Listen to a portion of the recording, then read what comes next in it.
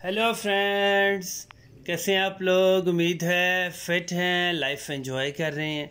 Friends, आज detail से video share करेंगे पाइनएप्पल प्लांट्स के अबाउट, और इनको आप रूफ टॉप पे, बालकनी पे, टेरेस पे इजीली ग्रो कर सकते हैं।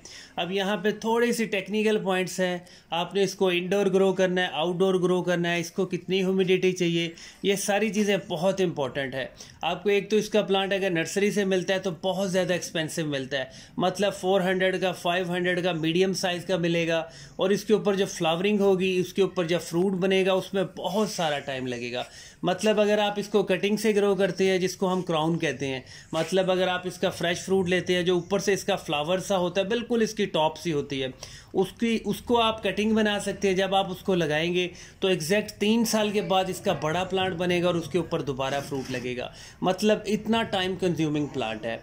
अब इसकी डिटेल से वीडियो शेयर कर रहे हैं। कोशिश करना है इसको हमेशा हमेशा मिट्टी के गमले में ग्रो करना है, और जो मिट्टी हो बिल्कुल सादा सी मिट्टी हो, जो इसका पॉटिंग मिक्स हो वो बहुत ज़्यादा सिंपल होना चाहिए। उसके अंदर कोई भी आप टोटके यूज़ मत करें, बिल्कुल सादा सी मिट्टी हो, जिसको भालू मिट्टी कहते हैं, भल वाली मिट्टी कहते हैं।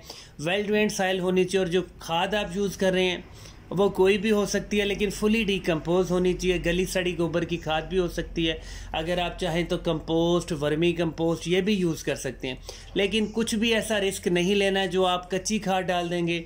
अगर इसकी रूट्स में फंगस लग गया तो आपका प्लांट बहुत जल्दी ड्राई डेड हो जाएगा। अब इसको आपने कितनी देर धूप रखनी है, ये एक बहुत बड़ा इंपॉर्टेंट पॉइंट है।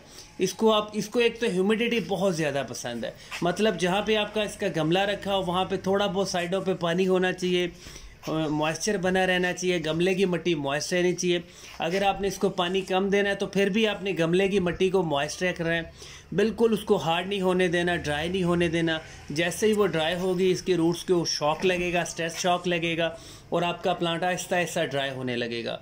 और ये इतना ढीठ प्लांट है, इतना हार्ड प्लांट है कि जब ये ड्राई होने लगता है तो जब बिल्कुल ड्राई हो जाता है तब आपको फील होता है, मतलब रिकवरी के चांसेस ऑलमोस्ट नील हो जाती है तब तक। और जो प्लांट आपको मेरा नज़र आ रहा है एग्जैक्ट 3 साल पुराना प्लांट है, और 3 साल के बाद इसके ऊपर फ्लावरिंग स्टार्ट हुई है, मतलब इसके ऊपर अब फ्रूट बनना स्टार्ट हुआ है। इसको फर्टिलाइज़र कौन सा देना है, अगर आप चाहें तो इसको थोड़ा सा डोज कर सकते हैं, मतलब इसकी जो ग्रोथ है उसको बूस्ट कर सकते हैं। आप इसको डीएपी दे सकते हैं, मतलब एक गमले में 2-4 दाने डीएपी के दे दे, 2-4 दाने यूरिया के दे दे। ये सारे फर्टिलाइज़र इनऑर्गेनिक फर्टिलाइज़र हैं, लेकिन थोड़ी सी मुसीबत ये है कि इस प्लांट को ऐसा फर्टिलाइज़र चाहिए जो थोड़ा सा क्विक रिएक्शन करे। अगर आप कंपोस्ट, वर्मी कंपोस्ट पे बिल्कुल उन पे डिपेंड करेंगे तो आपके प्लांट की ग्रोथ बहुत ज़्यादा स्लो होगी।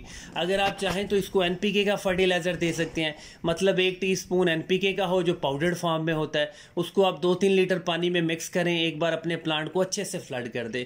तब तक पानी दें जब तक ड्रेनेज होल से पानी निकल नहीं जाता है। ऐसे इसका प्लांट्स की जो रूट्स हैं वो सारे के सारा न्यूट्रिएंट्स को अब्जॉर्ब करेगी, ग्रोथ अच्छी होगी। आपके प्लांट के ऊपर जो फ्रूट लगा हुआ है उसका साइज़ भी इंक्रीज़ होगा। अच्छा, इसकी प्रूनिंग बिल्कुल भी नहीं करनी है। अगर इसके कुछ पत्ते बिल्कुल ड्राई हो जाते हैं, गल जाते हैं, टूट जाते हैं या बेंड हो जाते हैं, आप उनको सिर्फ रिमूव कर सकते हैं, लेकिन आपने जानबूझ के इसके साथ कोई भी पंगा नहीं लेना है।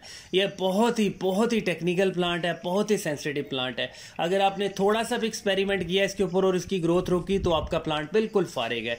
इसको कभी भी ट्रांसप्लांट ना करें। इसको जिस गमले में आपने ग्रो किया, अगर वो मीडियम साइज का मतलब 12 इंच या 14 इंच का गमला है, तो आप 2-3 साल तक उसी गमले में रहने दें। इसकी रूट्स बहुत ज़्यादा कम होती हैं। इसको फर्टिलाइज़र देते रहे, अच्छा सा फर्टिलाइज़र देते रहें, आपका प्लांट चलता रहेगा। लेकिन इसके ऊपर कोई भी टोटका नहीं करना है। इसके ऊपर कोई भी पेस्ट का अटैक, इंसेक्ट का अटैक ऑलमोस्ट तो होता नहीं है, लेकिन आपने कोई भी स्प्रे भी नहीं करना। स्पेशली जो केमिकल फर्टिलाइज़र वाली शॉप से मिलते हैं, केमिकल स्प्रे मिलते हैं, वो तो आपने बिल्कुल भी स्प्रे नहीं करना। अगर आपको फील होता है इसके लीव्स वाइट से हो रहे हैं या कोई फंगस का अटैक हो रहा है, तो आप चाहें तो नीम ऑयल का स्प्रे कर सकते हैं। अगर आपको लगे कि आपका प्लांट बिल्कुल नीट क्लीन है तो आप बिल्कुल भी स्प्रे मत करें, इसको एज इट इज़ ग्रो होने दें बस। और जो पाइनएप्पल का प्लांट होता है ये बहुत ज़्यादा पप्स देता है, मतलब रूट्स में से नए पाइनएप्पल के प्लांट्स निकलते हैं। आप उनको शिफ्ट भी कर सकते हैं, ट्रांसप्लांट भी कर सकते हैं, लेकिन उसके लिए भी आपको गमले में से बाहर निकालना पड़ेगा पूरा प्लांट, रूट्स को सेपरेट करने पड़ेगा, और ये बहुत बड़ा रिस्क है। जिसके पास भी ये प्लांट्स होते हैं रूफ टॉप पे, वो ये 1, 2, 3, 4 होते हैं, वो इतना बड़ा रिस्क नहीं लेता, इसलिए वो पप्स को रिमूव कर देता है। थाईलैंड वाली साइड पे, इंडोनेशिया वाली साइड पे इसकी बल्क में फार्मिंग होती है।